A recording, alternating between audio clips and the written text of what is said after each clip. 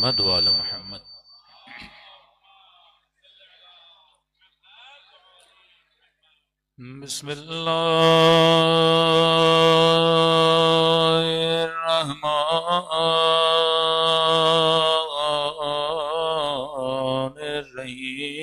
बिस्मिल्लाहिर्रहमानिर्रहीम। अल्हम्दुलिल्लाहि रब्बिल आलमीन। अल्हम्दुलिल्लाहि कमा हुवा अहलो। अस्सलातु वस्सलामु अला सय्यिदिल मुरसलीन व खातमिन नबिय्यीन अबिल क़ासिम मुहम्मद।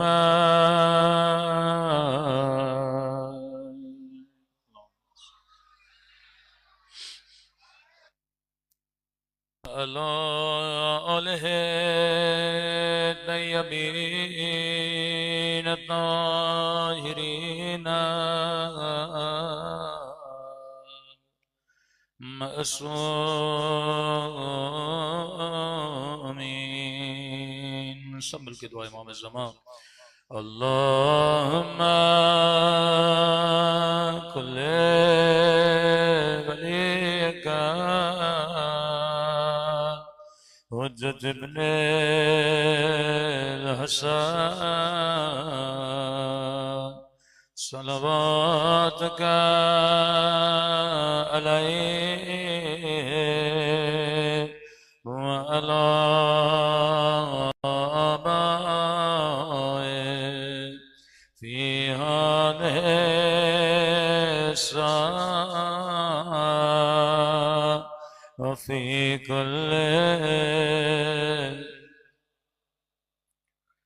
वलियन व हाफ़िज़न व क़ाइदन व नासिरन व दलीलन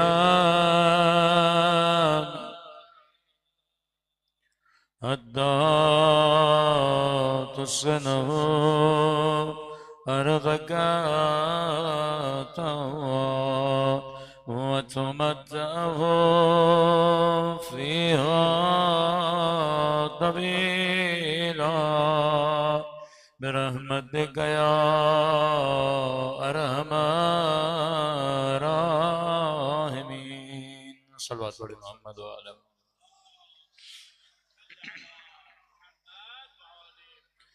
बिस्मिल्लाहिर्रहमानिर्रहीम।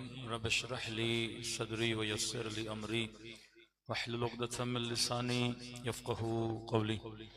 अम्मा बअद फ़क़द क़ाल रसूलुनाल करीम इन्नल हुसैन मिस्बाहुल हुदा वस्सफ़ीनतुन नजात। सल्लल्लाहु अलैहि मुहम्मद व आले मुहम्मद।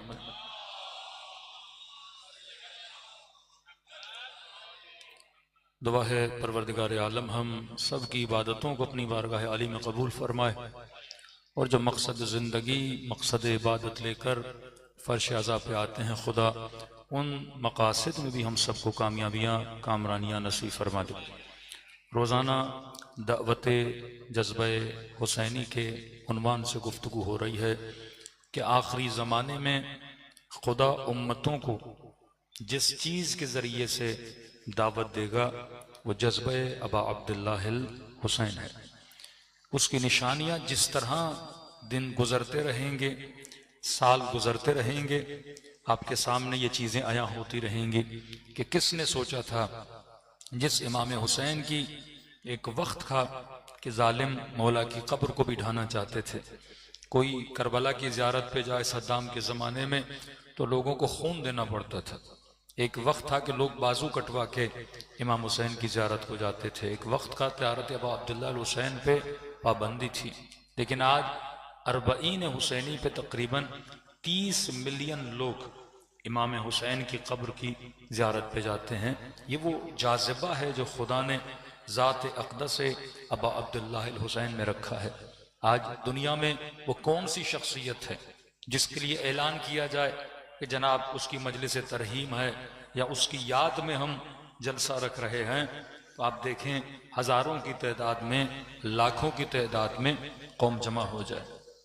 यहाँ तक कि जिन्होंने मुल्कों की बुनियाद रखी, मतलब पाकिस्तान की बुनियाद कायद आज़म ने रखी, या कोई जलसा रखे कि जनाब कायद आज़म की याद में एक मजलिस हो रही है, एक महफिल लगाई जा रही है, 10 दिन उनकी याद में हम महफिल रख रहे हैं। अल्लामा इकबाल की याद में कितनी तारीख में बड़ी हस्तियां गुजरी हैं।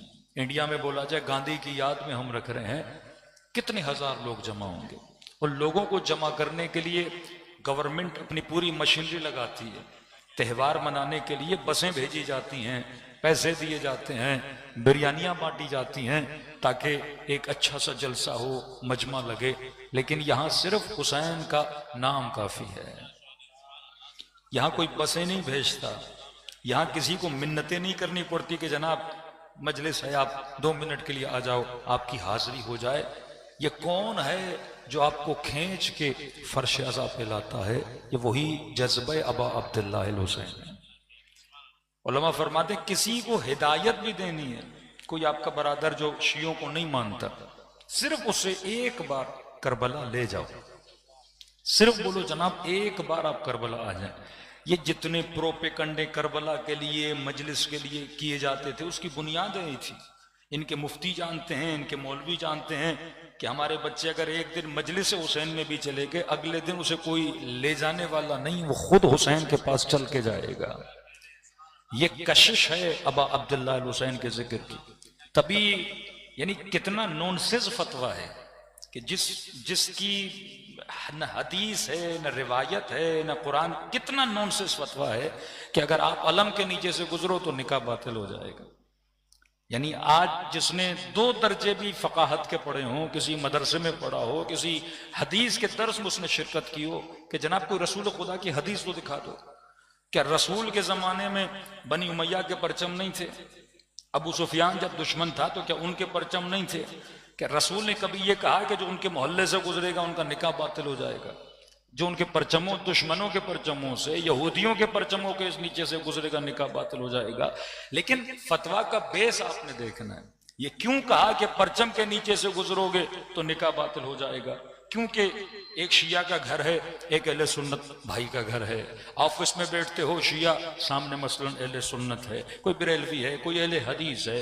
मुख्तलिफ मकातिब के लोग एक एक मोहल्लों में रहते हैं। ये कराची में जो चेंज आया कि शिया एक आबादी से निकलकर दूसरी आबादियों मुंतकिल हुए, इसके पीछे एक सोच है, इसके पीछे एक फिक्र है कि शियों ने मोहल्ले निकाल दिए। अंचोली क्यों बना, न्यू रिजविया क्यों बना, ओल्ड रिजविया क्यों बना, गुलिस्तान सोसाइटी क्यों बनी? आप मुख्तलिफ इलाकों से निकलकर जानबूझ के शियों को महदूद किया गया।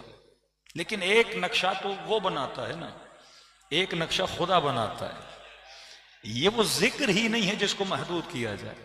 जिक्र हुसैन पानी की तरह है, आप महदूद करोगे तुम्हारी सद्दें टूट जाएंगी, तुम्हारे दरवाजे टूट जाएंगे। पानी अपना रास्ता खुद ढूंढ लेता है।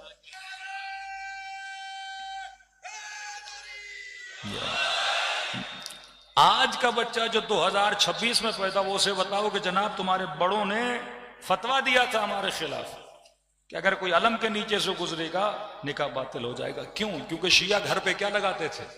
अलम लगाते थे। अब कहा कि अगर शिया के घर में किसी गैर शिया का घर होगा तो लिहाजा घर से निकलेगा, अलम का साया गली पे तो पड़ता है ना, तो ये गुजरेगा तो साये के नीचे से गुजरेगा। तो कहा कि भाई निकाह बातिल हो जाएगा। अब मजबूरन इसने घर बेचना है ताकि मैं घर वहां लूं जहां किसी भी शिया का घर न हो, क्योंकि शिया के साथ घर होगा तो कभी कूंडा भी खाना पड़ेगा। शिया के साथ घर होगा तो बहालत मजबूरी मजलिस होगी, हुसैन हुसैन की सदा भी आएगी। बहालत मजबूरी काला लिबास भी देखेगा। बहालत मजबूरी शिया नोहा चलाएगा तो नोहा भी सुनना पड़ेगा। और इनको पता है कि एक बार हुसैन की सदा कानों में चली गई, एक बार इसने हुसैन का न्याज खा लिया, हम क्यों कहते हैं जनाब न्याज पे पाबंदी नहीं लगाया करो। कि मौलाना अब्बास उस दिन भी कहा था मॉडर्न फिक्र बनाते हैं कि न्याज की क्या जरूरत है, जितना इन 10 दिनों में कर सकते हो, जितना सबीले लगा सकते हो, जितना हुसैन के नाम पे खिला सकते हो खिलाओ, क्योंकि ये दाना जब शिकम में जाता है तो बंदे को नमक हलाल जरूर बनाता है। हा?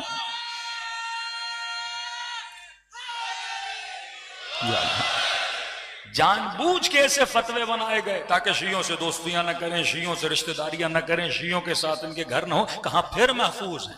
बंदा जब नूर में नहीं होगा तो फिर नूरानी तो नहीं बनेगा ना। जब चिराग के नीचे आएगा तो उसे चिराग का एहसास होगा। कि कुरान की आयत बड़ी अजीब है कि खुदा कहता है कि ये कुफार चाहते हैं लयुत्फऊ, अल्लाह के नूर को अपनी फूंक से बुझाएं। अल्लाह के नूर को, कितना वो बेवकूफ आदमी है कि यहां पे बल्ब जल रहा है और आप फूके मार मार के इस बल्ब को बुझाना चाहो। अल्लाह कहता है जितनी फूके मारनी है मार दो, लेकिन खुदा का नूर कभी बुझने वाला नहीं। वल्लाहु मुतिम्मु नूर है, अल्लाह अपने नूर को तमाम करता है। तो एक नक्शा वो बनाते हैं, एक नक्शा खुदा बनाता है। उन्होंने बड़ी कोशिश की, शिया से दूर तो अज़ा से दूर, अहले बैत के चाहने वाले से दूर तो मजलिस से दूर। अब कितने लोगों को हम जानते हैं जो सिर्फ दोस्तियों में शिया बने। एक शिया जवान के साथ दोस्ती थी, लिहाजा अच्छे दोस्त, नेक दोस्त की कोशिश होती है, नहीं कि सिर्फ चाय के ढाबों पे जाके चाय पियो या घूमने फिरने के लिए जाओ। एक दोस्त का दूसरे दोस्त पर हक यह है कि उसे फर्श अज़ा हुसैन इब्न अली पर लाओ।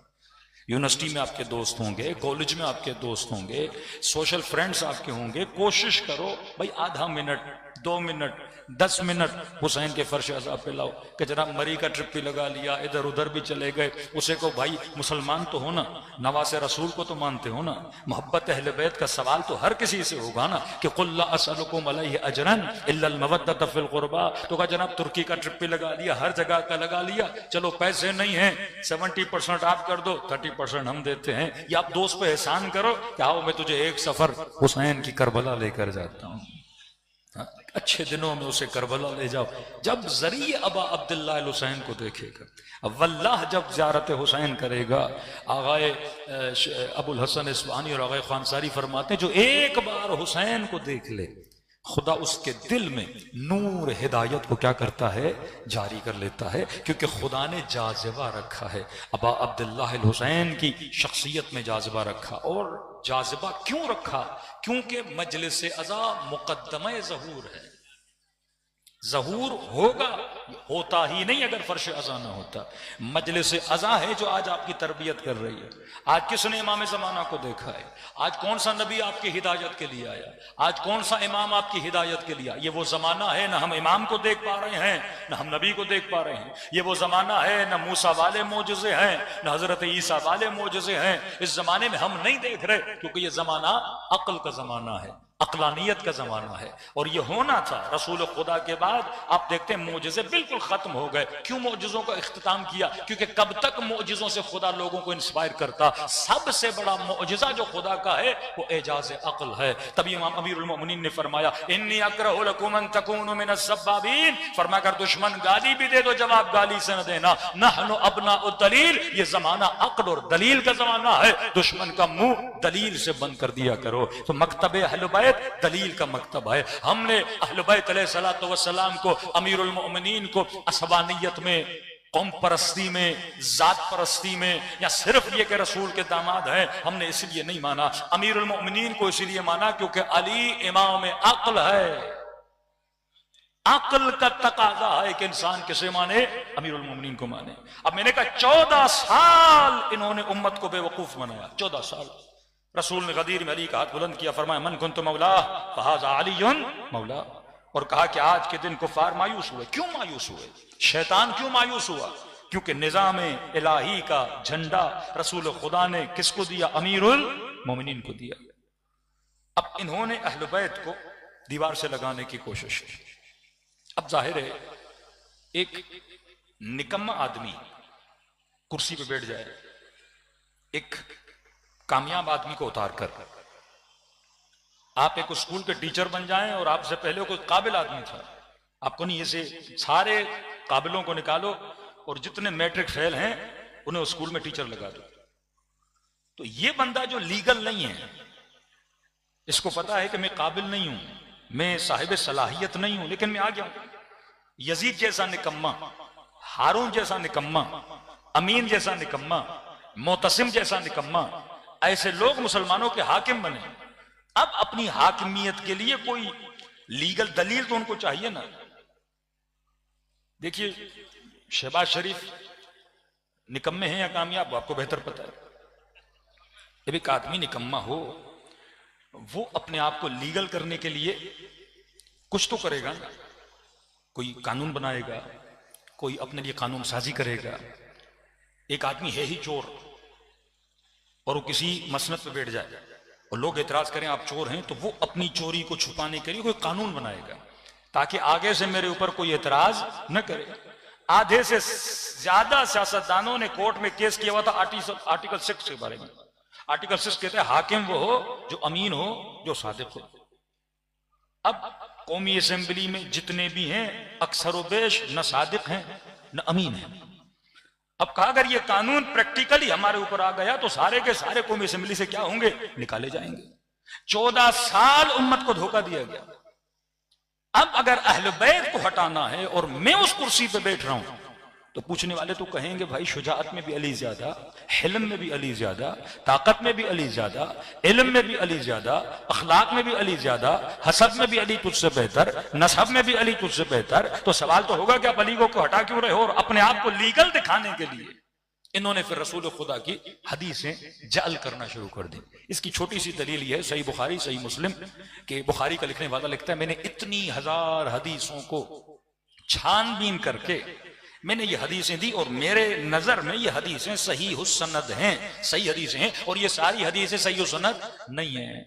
जब आप किसी हदीस को सही कहते हो और किसी हदीस को सही नहीं कहते हो, इसका मतलब इतनी बड़ी तादाद में झूठी हदीसें बनाई गई। अब सवाल है क्यों बनाई और किसने बनाई? रसूल खुदा पे झूठ बांध बांध के झूठी हदीसें बनाई।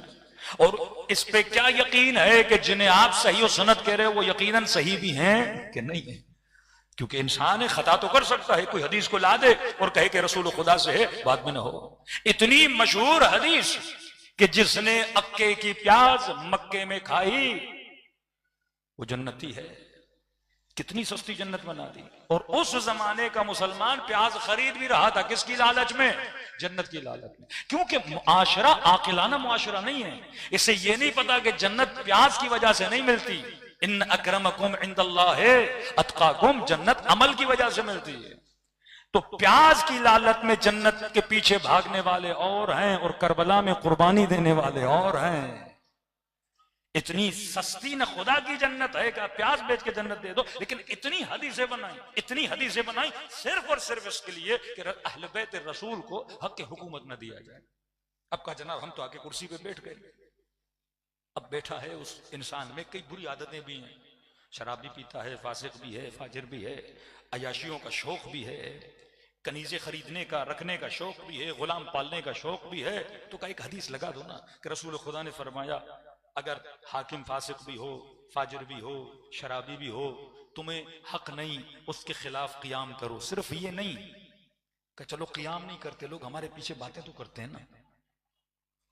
तो एक और हदीस काट दो कि रसूल खुदा ने फरमाया कि हाकिम फाजिर भी हो, फाजिर भी हो, फासिक भी हो, तुम्हें हक नहीं अपनी निजी महफिलों में उसकी गीबत भी करो, जहन्नमी बन जाओ।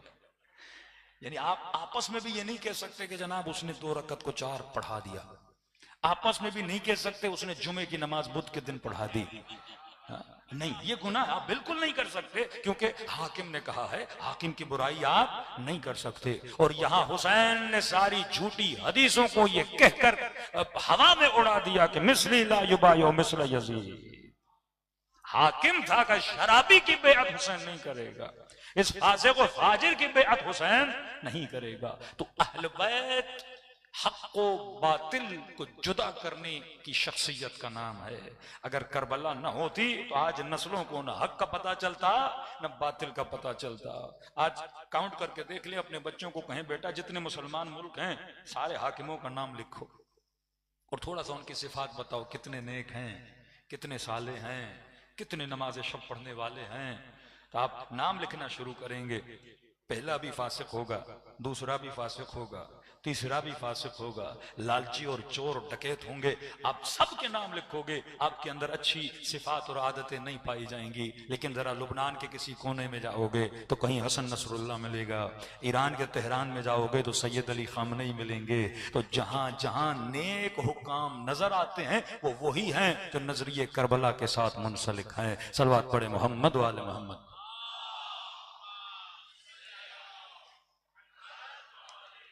ये आपके फिका की खूबसूरती और हुस्न था जो फिका अहले बैत से मिले। कि कई जवान जब सफर पे जाते हैं कि मौलाना नमाज के लिए, कहते हैं मौलाना हमारे अहले सुन्नत के भाइयों में खूबी है। मैंने कहा कौन सी? कि हम सफर पे जाते हैं, वो 10 लोग हों 15 लोग हों, ये नहीं देखते कौन है क्या है। एक बंदा ऐसे खड़ा हो जाता है आगे और अल्लाह अकबर करता है, जमात की नमाज होती है, सवाब कमाता है। हम शिया 4-5 होते, जमात होती नहीं है, हर कोई अलग अलग पढ़ रहा होता है।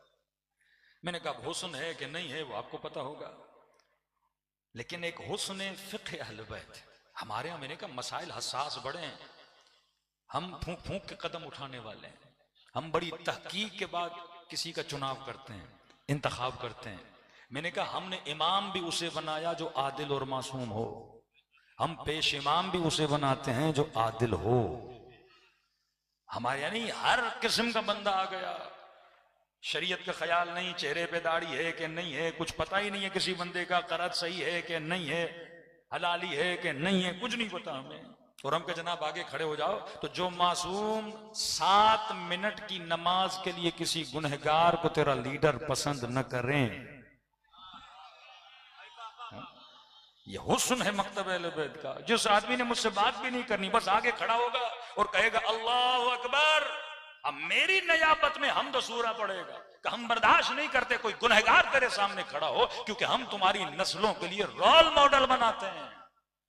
किसी ऐसे को रोल मॉडल न बनाना जो गुनहगार हो, क्योंकि तू इमामत का मानने वाला है, ज़आमत का मानने वाला है। ये वो नस्ल है जिसने ज़हूर इमाम ज़माना की तैयारी करनी है। हमने किसी ऐसे को हाकिम भी नहीं माना जो फासिक हो, जो फाजिर हो।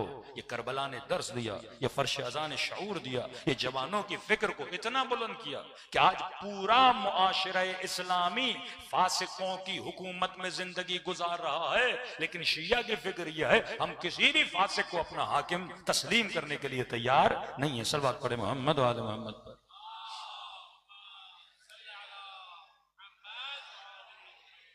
तो एक फिक्र के नस्ल मुसलमान को, बरादरान अहले सुन्नत को शियों से दूर रखा जाए। अब समझ से बाहर है, आदमी जालिम से दुश्मनी करे तो समझ आता है भाई बंदा जालिम है, जालिम से नफरत भी करे तो समझ आता है फितरी तकाजा है। कंजूस से, जालिम से, बद अखलाक से, बदतमीज से आदमी दूर रहता है कि जनाब अखलाक का अच्छा नहीं, जालिम है। लेकिन जब आप शियों को देखते हो, इनके अंदर खुदा ने कितनी सिफात हसना रखी। जो रोडों पे सबील लगा के लोगों को पानी पिलाएं, प्यासे को पानी पिलाना अच्छी सिफत है, भूखे को खाना खिलाना अच्छी सिफत है, इज्जत और एहतराम से फर्श अज़ा पे बिठाना अच्छी सिफत है। दुनिया की कौन सी कौम है जो इतना खिलाए जितना शिया खिलाता है? दुनिया की कौन सी कौम है? दुनिया में पैसे से खिलाया जाता है ना, यहां फ्री में हम बांटते हैं, क्या हो खाओ। अब खिलाने वाले से कैसी दुश्मनी, पिलाने वाले से कैसी दुश्मनी? बिल्कुल वैसी दुश्मनी है जैसे अमीरुल मोमिनीन मुल्ला हसन से क्यों दुश्मनी की। अब अब्दुल्लाह अल हुसैन का वजूद नूर से टपक रहा हो और लोग उसके बदन पे घोड़े दौड़ाएं, उसका सर कलम करके नोके नेजा पे रखें, ये दुश्मनी अहले बैत से नहीं, ये दुश्मनी खुदा से है, क्योंकि ये निजाम इलाही को नाफिज करने वाले हैं। इतने इस्लामी मुल्क दुश्मनी ईरान से क्यों है? इसी ईरान में एक शिया हाकिम बन जाए, है तो अक्सरियत शिया ना, रजा शाह भी शिया था, मोहम्मद रजा शाह भी शिया था, जितने हुक्मा आए वो सारे शिया थे, नस्ली शिया थे। असली थे कि नहीं मुझे नहीं पता, नस्ली शिया थे। आज भी ईरान की हुकूमत को गिरा के शहनशाह ईरान के जिसके बेटे को लाने की ख्वाहिश थी वो भी शिया है, लेकिन वो शिया एक्सेप्टेबल है, उसे वो मानेंगे, उसे वो कबूल करेंगे। ये शिया एक्सेप्टेबल क्यों नहीं?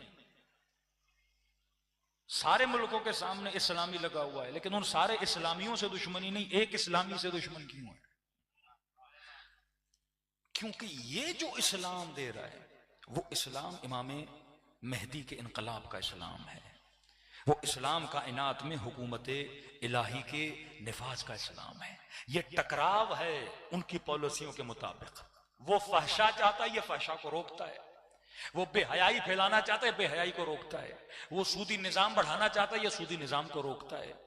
वो नस्लों को बेदीन बनाना चाहता है, ये दीन पे बाकी रखना चाहता है।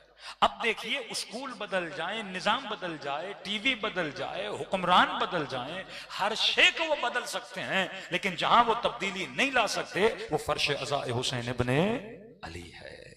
यहां पे आपको महसूस होगा कि इन्नल हुसैन मिसबाहुल हुदा व सफीनतुन नजात। इस तारीकी में खुदा ने अगर किसी को तुम्हारे लिए बाइस से निजात बनाया, वो शख्सियत अबा अब्दुल्लाह अल हुसैन है। सल्लल्लाहु अलैहि मोहम्मद वाले मोहम्मद।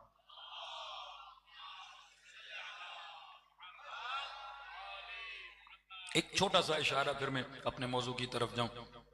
आज कराची में कई मीटिंग्स हुई उलमा के दरमियान, और उसमें एक बहस छिड़ी कि भाई मजालिस का टॉपिक क्या होना चाहिए।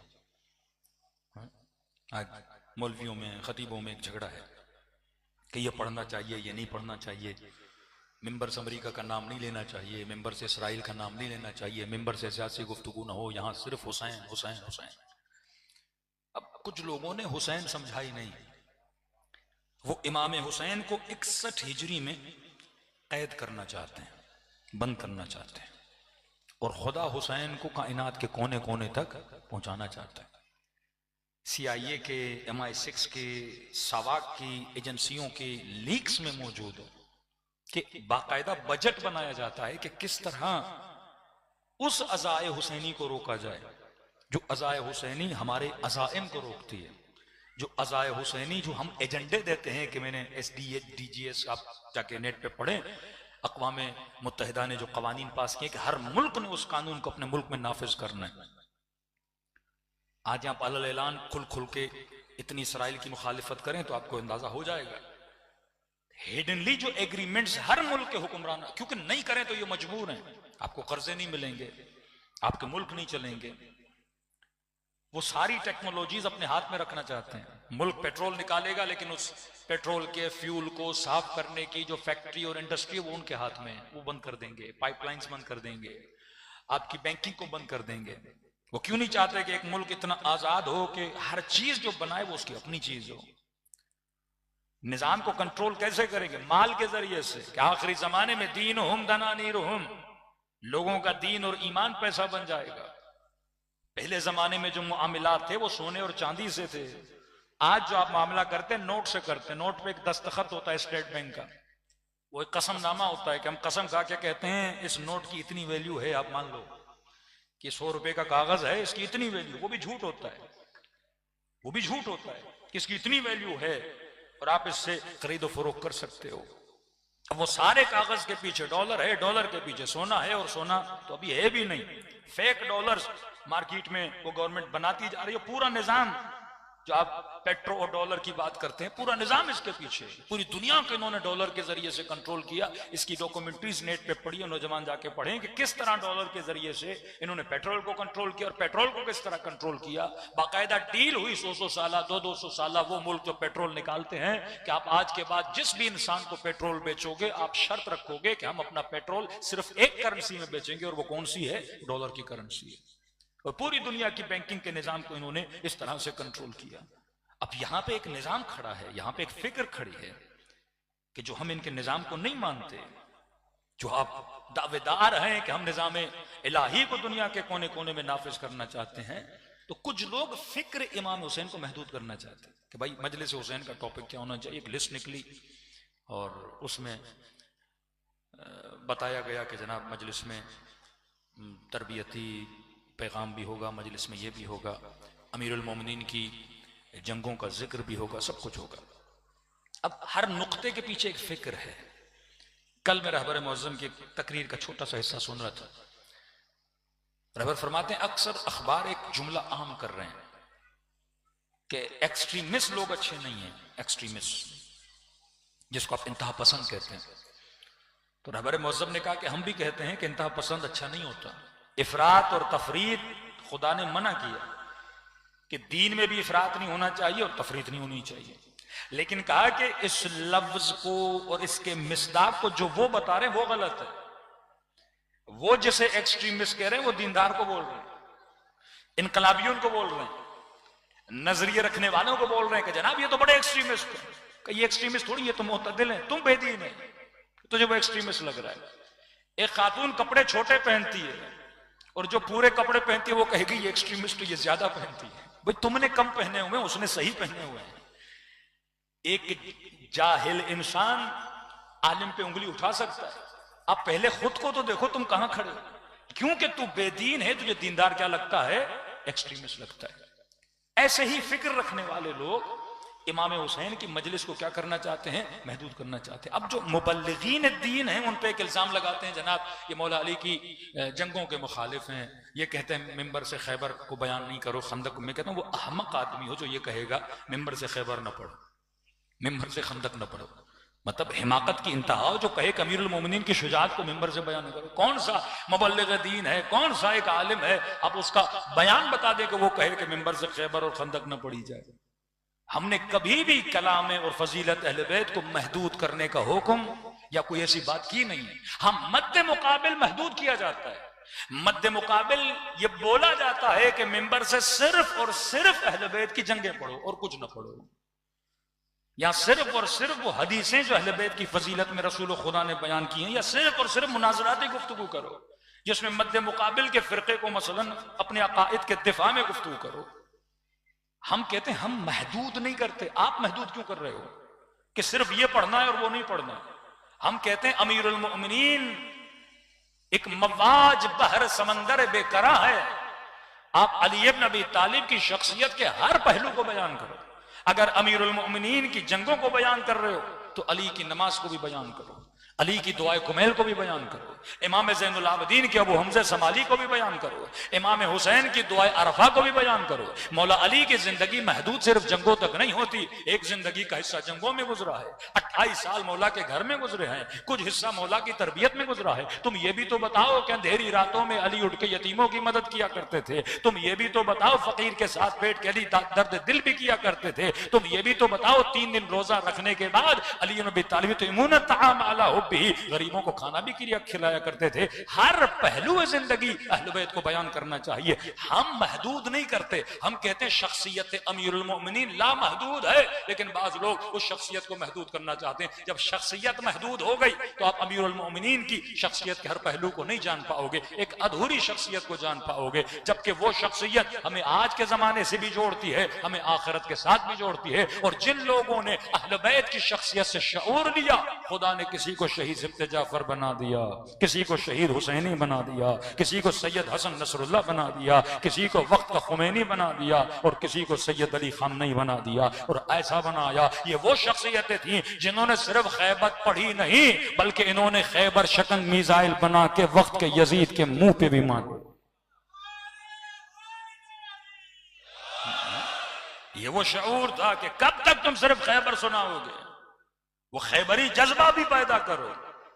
हाँ ये जरूर है कि यजीद मुर्दाबाद है, लेकिन यजीद की फिक्र रखने वाले मरे नहीं। जब तक कयामत है शैतान है, और जब तक शैतान है दुश्मनी अहले बैत मौजूद रहेगी। लेकिन सवाल है तुमने दिफा के लिए क्या किया? तुम्हारे बच्चों को गोलियां मारी गई, तुम्हारी मजलिसों में बम फोड़े गए, तुम्हारी एजुकेशन के एतबार से कमजोर किया गया। मुझे भी पाराचनार के मोमिनीन ऑस्ट्रेलिया में मिले, उन्होंने कहा कि क़िबला, क्योंकि पाराचनार की बहादुरी ज़द आम है, बाकायदा उनके कागजों में डॉक्यूमेंट्स में लिखा हुआ है कि ये नस्ल बड़ी बहादुर है। कब बड़े तरीके से पाराचनार में नौजवान नस्ल को नशे का आदी बनाया जा रहा है, बड़े तरीके से नशा इतना आम किया जा रहा है ताकि वो पूरी नस्ल क्या बन जाए, नशाई बन जाए। जब नशाई बन जाएगी तो नजरिया से क्या हो जाएगी, आरी हो जाएगी। कभी सैयद गैर सैयद का झगड़ा वहां पे छेड़ा जाता है कि जगह जगह इन नस्लों को इतना बीमारियों में, इतना जहालतों में जकड़ दो ताकि ये पैगाम अबा अब्दुल्लाह अल हुसैन से क्या हो जाए, दूर हो जाए। लेकिन दूसरी तरफ वो फिक्र सैयार, वो फिक्र रोशन, किस तरीके से इस मर्द मुजाहिद ने अपनी नस्ल को आईटी के मैदान में, अपनी नस्ल को जंग के मैदान में इतना आगे कर दिया कि आज दुनिया की सारी ताकतें एक मुल्क को हराने के पीछे लगी रहीं, लेकिन उसे घुटनों के बल बिठाने पे वो कामयाब न हो सके। क्यों? क्योंकि एक तरफ जज्बे हुसैनी था, दूसरी तरफ नस्लों की मेहनत थी। कुछ ऐसे हुक्मरान जो नस्लों को अयाशियों पे लगाना चाहते हैं, नस्लों को गलत कामों पे लगाना चाहते हैं, लेकिन दूसरी तरफ वो पैगाम रसूल कि उतलुबुल इल्म मिनल महदे इलल लहद, इल्म हासिल करो। अली वाले का जब इमाम हर मैदान में आगे है तो अली वाले को भी हर मैदान में आगे होना चाहिए। बच्चे को जब स्कूल में भेजो तो कहो बेटा तुम शिया अली इब्न अबी तालिब हो। खैबर में, खंदक में अमीरुल मोमिनीन सफ़े अव्वल में होते थे। लिहाजा जब हम सुने कि फला स्कूल का बच्चा फर्स्ट आया है तो बेचा मैं तवक्को ये रखता हूं किसका नाम आना चाहिए? अली के मानने वाले का नाम आना चाहिए। नस्ल को डॉक्टर बनाओ तो कहा बेस्ट डॉक्टर्स में किसका नाम आना चाहिए? तुम्हारा नाम आना चाहिए। हर मैदान में, तिजारत के मैदान में, बिजनेस के मैदान में, इबादत के मैदान में, हर मैदान में। क्योंकि अगर अमीरुल मोमिनीन नंबर 1 है तो उसका शिया भी क्या होना चाहिए? नंबर 1 होना चाहिए। और आज वाकईन आपके उलमा ने आपको सुरखरू किया कि नहीं किया? आज किसी से भी पूछें कि अमेरिका का सबसे बड़ा दुश्मन कौन है तो नाम किसका आता है? अहले बैत के चाहने वाले का आता है। इसराइल का सबसे बड़ा दुश्मन कौन है? नाम किसका आता है? अहले बैत के चाहने वाले का आता है। उनकी आंखों का कांटा कौन है? नाम किसका आता है? अहले बैत के चाहने वालों का आता है। आज दुनिया वालों से पूछो फिलिस्तीन की सबसे ज्यादा मदद करने में आगे आगे कौन है? नाम किसका आता है? अहले बैत के चाहने वालों का आता है। आज पूछो मजलूमों के लिए आवाज कौन बुलंद करता है? नाम किसका आता है? अहले बैत के चाहने वालों का आता है। रमजान के महीने में फिलिस्तीनियों के लिए कुद्स की रैली में आगे आगे कौन होता है? नाम किसका आता है? अहले बैत के चाहने वालों का आता है। ये वो किरदार था जो इमाम हुसैन देखना चाहते थे। ये वो अज़ा का जाज़िबा था जो इमाम हुसैन आपके दिलों में पैदा करना चाहते थे। सल्लल्लाहु पढ़े मोहम्मद वाले मोहम्मद पर।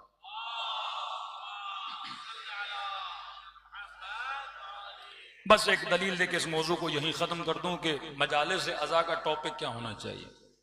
बड़ी बड़ी दलीलें, बड़े बड़े मुफ्ती, बड़ी बड़ी बातें करने वाले आपको मिलेंगे कि भाई पिछले खुतबा ने ये पढ़ा, हमारी तारीख ने ये पढ़ा, बर्रे सगीर में ये हुआ वो हुआ। भाई वो सारी चीजें अपनी जगह। मुझे देखना है एज अ खतीब कि मजलिस में क्या पढ़ना है, मवाद क्या होना चाहिए। लेकिन बात करें तो दलील से। हाँ, आपके मौलाना आपकी बात अच्छी नहीं लग रही तो भाई आप दलील दो, अच्छी क्यों नहीं लग रही? और अगर मैं दलील गलत दूं तो आप मेरे साथ बात करो। नहनु अबनाउ दलील, अल्लाह ने अक्ल दी है दलील से। तो मुझे देखना है कि मजलिस कैसे पढ़नी चाहिए, मजलिस में क्या बयान करना चाहिए, मजलिस में मौजूआत क्या हो, टॉपिक्स क्या हो। तो मैं कहता हूं सबसे पहले ये देखो कि अली ने मजलिस कैसे पढ़ी। हमने सब कुछ किससे लेना है? अना मदीनतुल इल्म व अलीयुन बाबूहा। मैं ये तो नहीं कहूंगा फला खतीब ने ऐसी मजलिस पढ़ी, बड़े मुक्तदर खतीब थे, बड़े अच्छे खतीब थे, बड़े नेक खतीब थे। मैंने तो ये भी नहीं देखना है इमाम खुमैनी ने मसलन तकरीर में क्या कहा। मैंने तो ये देखना है अमीरुल मोमिनीन ने क्या कहा। फिर ये देखना है कि जिस तरह अली ने कहा फला बंदा उस तरह पढ़ रहा है कि नहीं। रोल मॉडल अहले बैत अलैहिस्सलातु वस्सलाम। जो अहले बैत ने कहा मा आताकुमुर रसूल फखुजू मा नहाकुम, जिससे मना किया फंतहू, से रुक जाओ। अब देखने अमीरुल मोमिनीन ने मजलिस के, एआई का जमाना है मेरे जनाब, मेटा का जमाना है। आज बड़ी आसानी से आप दीन पे रिसर्च कर सकते हैं, बड़ी आसानी से। और आज के मैं कह रहा हूं टाइम जैसे गुजरता जाएगा अक्ल आपकी वैसे शार्प होती जाएगी। पिछले जमाने में हजरत मूसा ने इज्तिहा बनाया, लोगों ने इस मूसा को नबी माना मोजज़े की वजह से।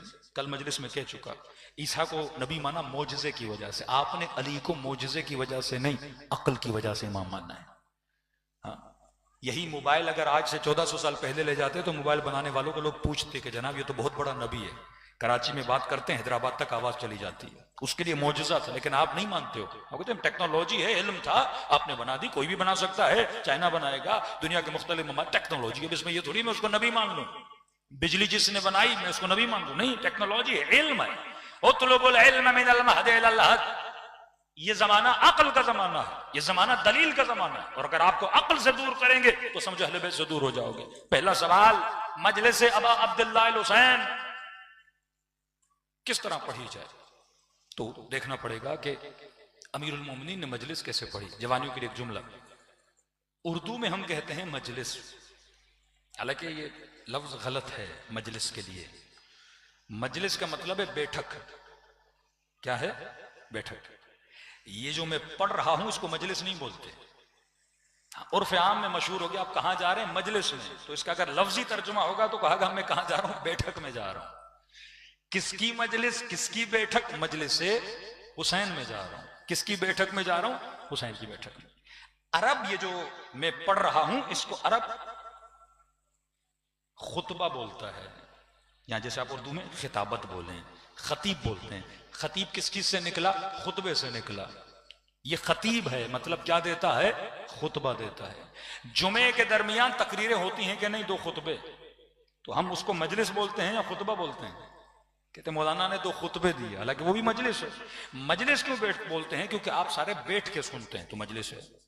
लेकिन अगर यहां सारे लोग खड़े हो और मैं मजलिस से वापस हुसैन तो इसको मजलिस नहीं बोलेंगे, बोलेंगे खुतबा हुआ और सारे लोग खड़े होकर इमाम हुसैन का खुतबा सुन रहे थे। लेकिन उर्फ आम में हम मजलिस बोलते हैं। खुतबा क्यों बोलते हैं? क्योंकि हर मजलिस की इब्तदा में वो जाकिर हो, वो मौलाना हो, वो क्या देता है? खुतबा देता है। खुतबा क्या है? यही हम पढ़ते हैं, अल्हम्दुलिल्लाह रब्बिल आलमीन अस्सलातु वस्सलामु अला सय्यदिल मुरसलीन व खातमिन नबिय्यीन। ये क्या है? ये खुतबा है। अब कोई लंबा देते हैं, कोई चौड़ा देते हैं, कोई छोटा देते हैं, कोई बड़ा देते हैं, लेकिन ये खुतबा है। जिस भी महफिल में खुतबा पढ़ा जाए उसे खुतबा बोला जाता है। मजलिस की इस्तिलाह हम खुद इस्तेमाल करते हैं। अब देखना है जो अमीरुल मोमिनीन ने मजलिसें पढ़ी उर्दू की इस्तिलाह में, तो अरबी में बोलेंगे जो अमीरुल मोमिनीन ने खुतबात दिए वो अली की क्या है?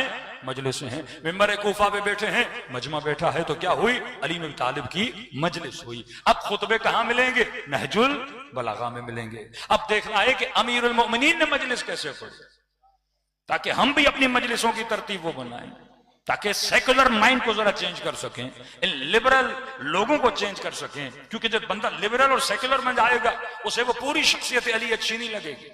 वो कहेगा हाँ खैबर पढ़ो क्योंकि खैबर से मेरा लेना देना तो है नहीं, खंदक पढ़ो इससे भी मेरा लेना देना नहीं है, अली की सखावत पढ़ो उससे मेरा लेना देना नहीं है। लेकिन जहां पे नहजुल बलागा आएगा अब तेरा लेना देना है अली से। जहां पे मौला गैरत की बात करेंगे, जहां पे मौला हया की बात करेंगे, जहां पे मौला कंजूसों को टोकेंगे, जहां पे मौला बेनमाजियों पे तनकीद करेंगे, जहां पे मौला बेहिजाबों की तनकीद करेंगे, अब मेरा लेना देना आ गया। अब पूरी मजलिस में पढ़ दूं लेकिन मैं दाढ़ी पे न पढ़ूं तो जिनकी दाढ़ी नहीं वो तो खुश होंगे ना, मौलाना ने आज छेड़ा नहीं। लेकिन यहां मैंने थोड़ा दाढ़ी पे पढ़ा, हर दाढ़ी वाला बेदाढ़ी वाले को देखेगा, देख आज मौलवी तेरे ऊपर पढ़ रहा है। एक नेचुरल है तो उसको अच्छा नहीं लगे, यार मौलाना ने इतने टॉपिक थे आज मौलाना ने हमें पकड़ लिया, और कल मैं रिश्वत पे पढ़ूं। और इत्तफाक से आज खतीबों के स्टेज पे कितने सियासतदान आते हैं, है जुर्रत किसी खतीब में? पढ़े रिश्वत पे, पढ़े चोरी पे, पढ़े जुल्म पे, कहेंगे नहीं भाई एमएनए साहब नाराज हो जाएंगे, अभी अभी ठेका लिया इन्होंने तकरीबन 8-10 करोड़ का घपला किया हुआ है उसमें, और हम पढ़ देंगे तो ये कल से हमारी मजलिस में नहीं आएगा। जज साहब बैठे हैं और इन्होंने इतने पैसे लेके गलत फैसले दे दिए, अब कौन पढ़ेगा? ये जरूरत अली इब्न अबी तालिब को थी कि मिंबर पे जाते थे, तलहा और जुबैर सामने बैठे हैं, एक दिए को बुझाया दूसरे दिए को जलाया, और कहा कि अमीरुल मोमिनीन ये क्यों बुझाया ये क्यों जलाया? इमाम ने फरमाया ये बैतुल माल के पैसे से था, ये अली के अपने पैसे से खरीदा हुआ तेल है।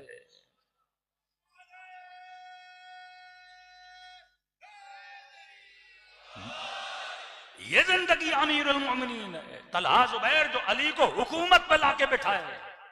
आज कोई के जनाब हम नहीं तो आपको हुकूमत में जितवाया था, 4 वोट हमने दिए थे, 10 वोट हमने दिए थे, तो कब वोट दिए थे तो दिए थे, लेकिन हम ईमानदारी से पीछे नहीं हटेंगे। अब अमीरुल मोमिनीन के जितने खुतबे आप उठा लें तो उसकी तकसीम बंदी करेंगे, पहले खुतबे में अली ने क्या पढ़ा, दूसरे खुतबे मुत्तकीन, खुतबे शफ़क़िय्या, जितने खुतबे अमीरुल मोमिनीन क्या आप उठा लें, मौला अली का खुतबा इब्तदा होती है तौहीद परवरदिगार आलम से, इब्तदा होती है खालिक की इबादत से।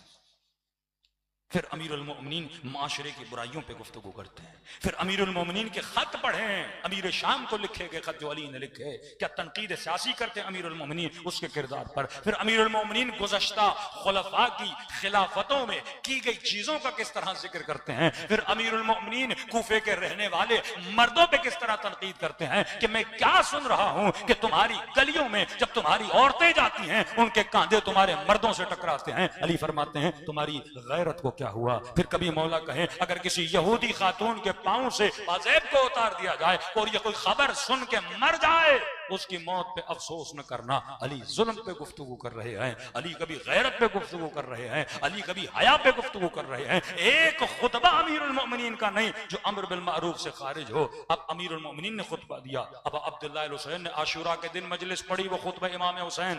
बीबी ज़ैनब ने कूफे की बाजार में खुतबा दिया, मजलिस ज़ैनब। दरबार यजीद इमाम ज़ैनुल आबदीन ने अजान को रोक के खुतबा दिया, वो खुतबा इमाम ज़ैनुल आबदीन, जहां पे अपनी फजाइल भी बयान करते हैं और साथ में खुदा की फजीलत भी बताते हैं और साथ में अपनी ड्यूटी भी बताते हैं और ये भी बताते हैं कि तुम्हारा फर्ज क्या है। ये वो मजालिस अहले बैत हैं जिससे तुम कौम को दूर कर रहे हो, जिससे तुम नस्लों को दूर कर रहे हो। और नस्लें अगर हुसैन से दूर हो गई तो समझो दीन से दूर हो जाएंगी, और जब दीन से दूर हो जाएंगी ये इमाम जमाना के सिपाही बनने के काबिल नहीं रहेंगे। सलवात पढ़े मोहम्मद वाले मोहम्मद पर।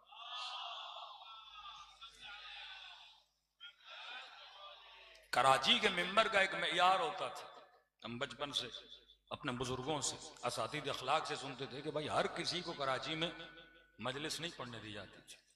अक्सरियत जो हमारी शीयत है वो पंजाब में, अक्सरियत। तो जितने भी प्लान और जितने भी साजिशें, वो चाहे मगरबी हों, वो चाहे CIA की हों, वो चाहे जितने भी प्लान हों गवर्नमेंट्स को या हुकूमतों को दिए जाते हैं, उसका पहला इजरा कहाँ पे होता है? पंजाब में होता है। क्योंकि अक्सरियत अवाम, वजीर आजम भी वहीं से बनते हैं, हुकूमतें भी वहीं से बनती हैं, एक बड़ा कसरत में अवाम वहां रहती है। लेकिन कराची का एक हुस्न था, यहाँ बशीर टेक्सला जैसे उलमा, यहाँ अल्लामा नक्तन जैसे उलमा, यहाँ क़िबला रशीद तुराबी जैसे खुतबा, कि आज आप रशीद तुराबी की तकरीर भी उठा के देखते हैं तो इल्म कलाम की बहस है, वाजिबुल वजूद, मुमकिनुल वजूद, ऐसी ऐसी तकारीर जो वाक़ियन पुरमग़ज़ तकारीर, जो सुन के इंसान रश खाता है और आपको मुतालिया करना पड़ता है कि जो लफ्ज़ कह रहे हैं उसका मतलब क्या है। फिर इंसान थोड़ी रिसर्च करे कि ये क्या।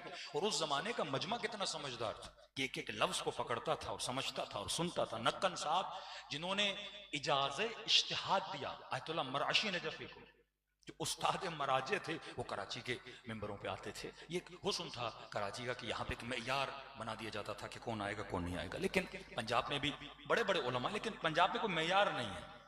मतलब हर आदमी को मेंबर पे बैठा दिया जाता है, 4 दोहे याद कर लिए, 4 शेर याद कर लिए, थोड़ा बहुत सुर अच्छा था, लेकिन वहाँ मेयार नहीं था।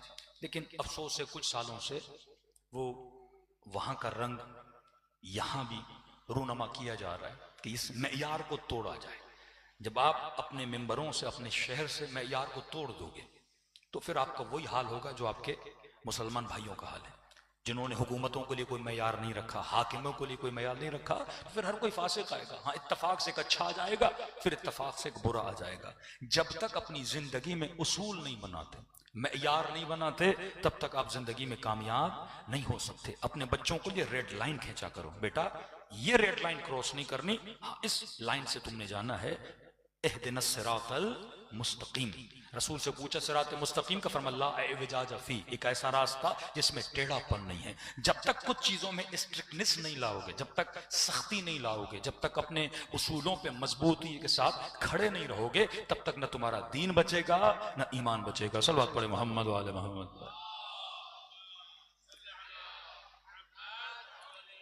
वो अज्जल फरजहुम, इस तरह अब अब्दुल्लाह अल हुसैन आपको खींच के लाते हैं। लेकिन आगे देखो, माँ आपके लिए खाना बनाएगी, सुफरे पे बिठाएगी, नवाला आपने खुद उठाना है। बहुत ज्यादा कर दे, नवाला उठा के मुंह में डालेगी, चबाना आपने। हुसैन का काम है फर्श अज़ा पे लाना, आपका काम है फर्श अज़ा पे आके अपने वजूद के अंदर वो मारिफ और नूरानियत को पैदा करना। बहुत बड़े आपके मुज्तहिद गुजरे हैं। आज मोर देन 80% आपके मराजे अपनी फ़िक़ाहत, अपना इज्तिहाद इस मुज्तहिद से सीखते हैं और इनके हवाले देते हैं। शेख अंसारी आज से 100 साल और उससे बहुत ज़्यादा पहले गुजरे हैं।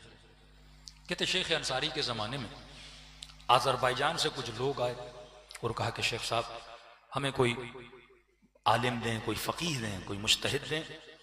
पहले लोग मुज्तहिद लेकर जाते थे, आम मौलवी नहीं लेकर जाते थे।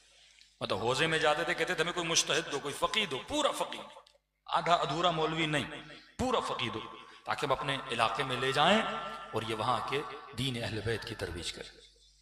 तो आगा अंसारी ने कहा मैं देखूं मेरे शागिर्दों में किसने दीन के सारे फराइज अंजाम दिए हैं, उसको भेजो। तो एक आलिम दीन उनके शागिर्द जो फ़कीह कामिल भी बन चुके थे, वो शेख कफ़क़ाज़ी उनका नाम था। तो आगा अंसारी ने शेख कफ़क़ाज़ी को कहा कि आप आज़रबाईजान जाएं और दीन अहले बैत की तरवीज करें, इन लोगों की खिदमत करें, इसी मकसद से आप हौज़े में पढ़े थे। इन्होंने कहा ठीक है क़िबला, मैं चला जाऊंगा। शेख अंसारी कहते हैं कि 3 दिन के बाद मैंने शेख कफ़क़ाज़ी को देखा कि नजफ में अभी मौजूद हैं। तो मैंने अपने शागिर्द को बुलाया, मैंने कहा कि शेख कफ़क़ाज़ी आप गए नहीं आज़रबाईजान, मैंने आपको बोला था जाएं दीन इस्लाम की तबलीग के लिए। तो इन्होंने कहा कि आगा अंसारी मैंने एक ख्वाब देखा और अगर वो ख्वाब सादिक हुआ तो मैं 3 दिन के बाद मर जाऊंगा। मैं इंतजार कर रहा हूं 3 दिन का, अगर 3 दिन में मर गया तो इससे अच्छी जमीन मुझे नहीं मिलेगी, नजफ को छोड़ के कहां मरने जाऊं, यही आप मुझे दफना दीजिएगा। लेकिन अगर 3 दिन के बाद मैं नहीं मरा तो मैं चला जाऊंगा आज़रबाईजान। तो आगा अंसारी ने कहा ख्वाब क्या देखा है तुमने? कहा क़िबला ख्वाब देखा है मैं मर गया हूं और मलाइक मुझे लेने आए आलम बरज़ख में, और आलम बरज़ख में एक बाग है बड़ा खूबसूरत, उसकी खुशबू, उस बाग की हवाएं मैं आपको बता नहीं सकता। जब से उस बाग को देख के दिल करा अभी के अभी खुदा मेरी रूह बदन से निकाले और उस बाग में चला जाऊं। कि मैंने मलाइकतुल्लाह से पूछा ये बाग किसका है?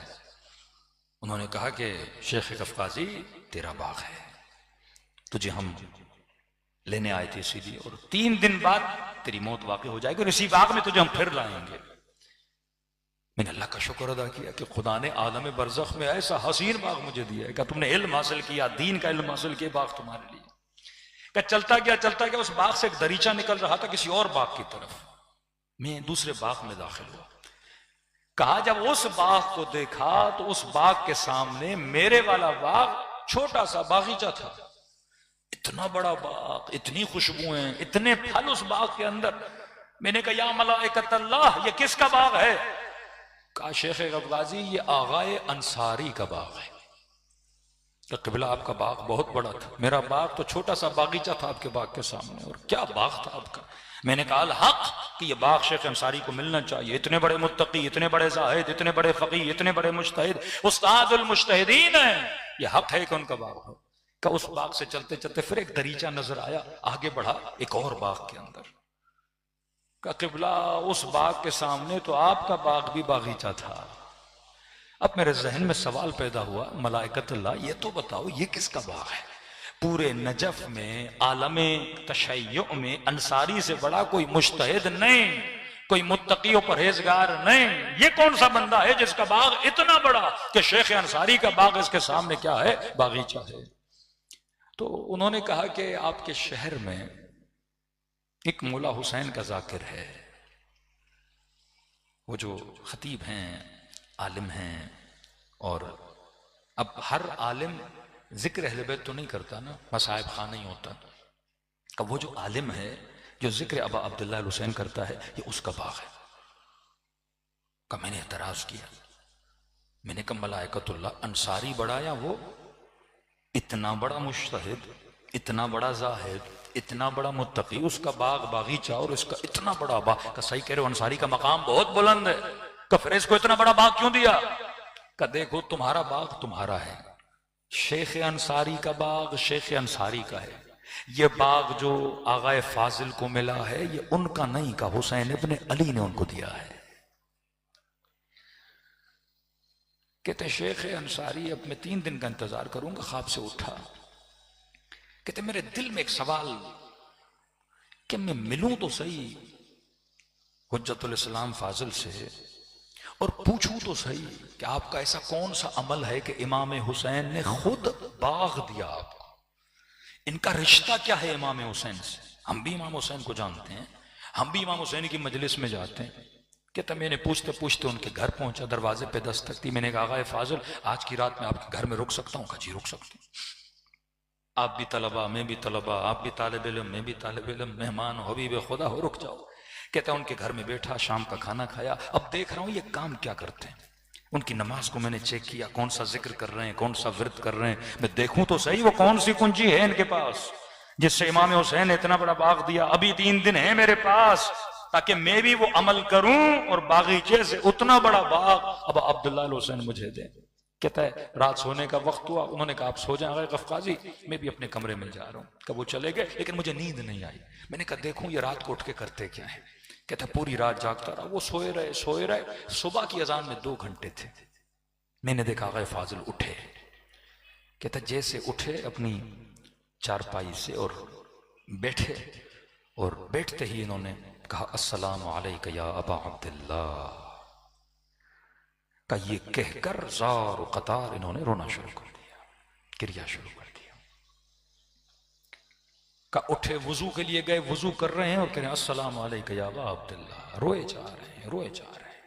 मुसल्ले इबादत पर आए, अजान दी, इकामा दिया, रोए जा रहे हैं। नमाज पढ़ी, रोए जा रहे हैं। कहा सुबह की अजान के बाद तक ये इमाम हुसैन पे गिरिया करता रहा। मैं समझ गया जिसका दिल इस तरह हुसैन के लिए तड़पता रहे, इमाम हुसैन उसे कभी नहीं छोड़ते। ज़ियारत नाहिया पढ़ें। इमाम ज़माना फरमाते हैं ऐ मेरे जद हुसैन, आपके दरमियान और मेरे दरमियान बाद दुहूर मोला बड़े जमानों का फासला आ गया। ऐ काश में मेहदी करबला में होता, आपका दिफा करता, आपकी हिमायत में तलवार उठाता। इमाम फरमाते मौला मैं नहीं था करबला में, और मैं इस जमाने के फासले को अपने दिल की तड़प से, अपने गिरिये से पूरा करना चाहता हूं। फरमाते मसाहन व सबाहा, ऐ मेरे जद हुसैन मैं सुबह हो शाम आप पे गिरिया करता हूं। और अजीब जुमला फरमाते मेरे आका हुसैन, मेरे जद हुसैन जब रो रो के मेरी आंखें खुश्क हो जाती हैं, बदलत दुमूअ दमा, मैं खून के आंसू बहाता हूं आप पर। ये रिश्ता अगर इमाम हुसैन के साथ बन जाए ना, तड़प का रिश्ता, कि इंसान हुसैन का नाम सुने तो तड़प उठे, इंसान करबला का जिक्र सुने तो रो उठे।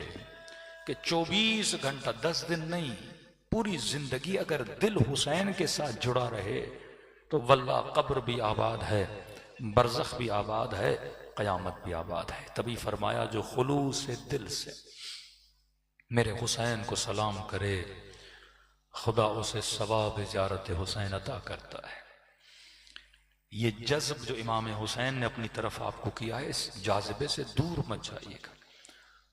और मुमकिन नहीं कि कोई विलायत हुसैन में है और विलायत हुसैन में रहते हुए कुछ ऐसा करे कि हुसैन से दूर हो जाए। इस पे मैं कल पढ़ूंगा कि जाज़बे के शराइत क्या हैं।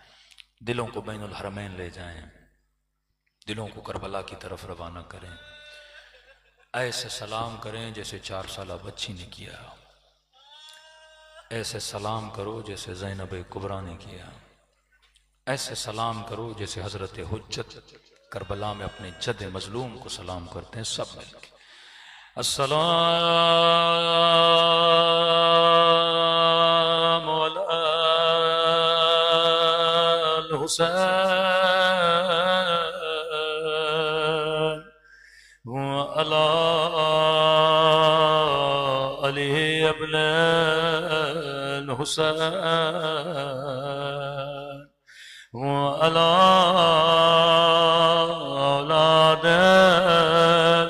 हुसैन वाला अस्हाब हुसैन। सब मिलके अस्सलाम अला हुसैन वाला अली इब्न अला औलाद।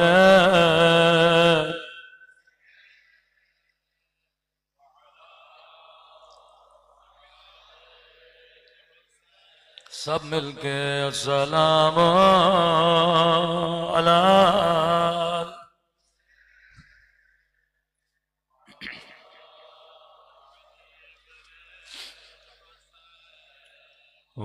अला औलाद हुसैन की सदा गूंजनी चाहिए सब मिलके। अस्सलामु अलल हुसैन व अला अली इब्न व अला औलाद व अला अस्हाब। मेरा सलाम हो उस यतीमा बच्ची पे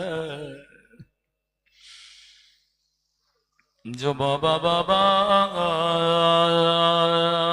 करके जिंदा में चली गई। सही उस सनद रिवायात में है, दो बीबियां ऐसी थी जो करबला के बाद ज्यादा जिंदा न रही। एक बीबी का नाम ज़ैनब कुबरा है, एक या 1.5 साल जिंदा रही। वो भी शायद इसके लिए कि हुसैन के पैगाम को ज़ैनब ने पहुंचाना था। दूसरी बीबी नाम सकीना है, जो बाबा के बाद ज्यादा जिंदा न रही। कभी दिल में ये ख्याल पैदा न हो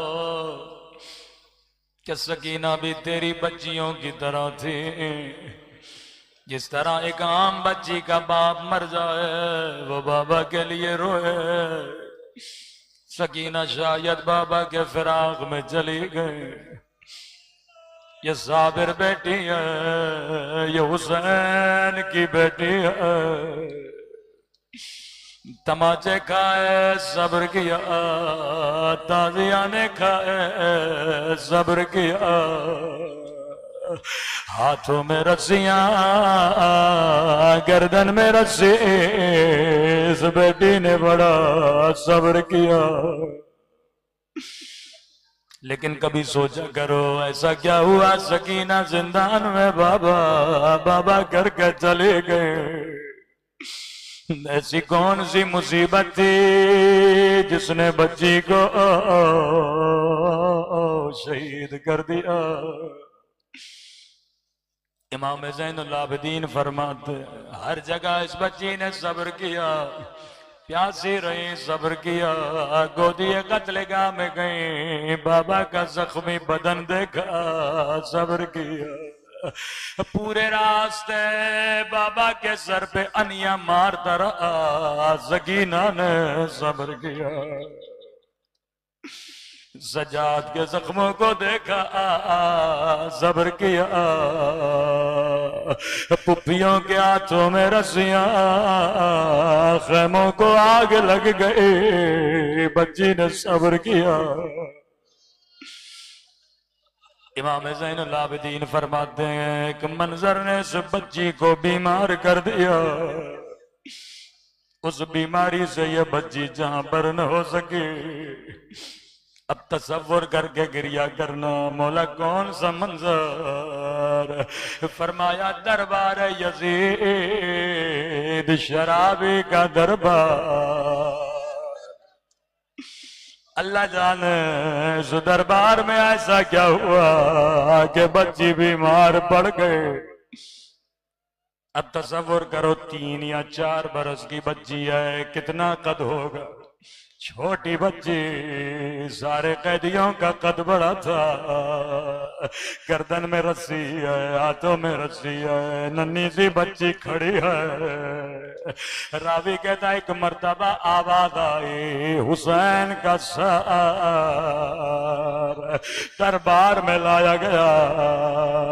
ये बच्ची कभी दाएं जाए कभी बाएं जाए, एक झलक मुझे मेरा बाबा नजर आए।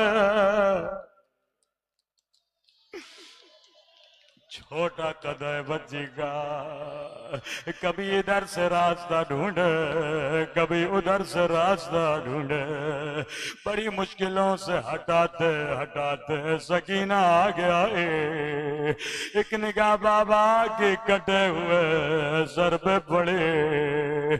बच्ची ने क्या देखा, लई शराब पी रहा है और तश्त में बची हुई शराब फेंक रहा है, हाथों में छड़ी है, हुसैन के होठों पे मार रहा है।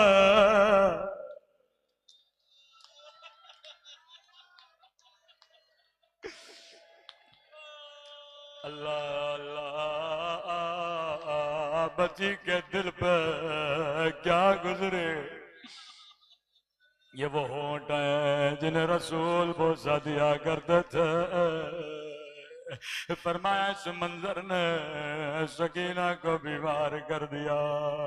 इस दिन के बाद बच्ची ने बोला बहुत कम था, रोया बहुत ज्यादा था। एक बच्ची शाम में बीमार पड़ गई, दूसरी बच्ची मदीने में बीमार। कभी अकबर अकबर करके रोती है, कभी बाबा बाबा करके रोती है। आवाज खुदा को उस बीमार बच्ची का वासद है। इमाम हुसैन ने फरमाया, अब्बास नाम लिखो, कौन सी बीबियां कौन से बच्चे साथ चलेंगे। गाजी अब्बास नाम लिखते गए। रावी कहता है जैसे सोरा का नाम आया, फरमाया अब्बास मेरी बच्ची बीमार है, सुगरा हमारे साथ करबला नहीं चलेंगे।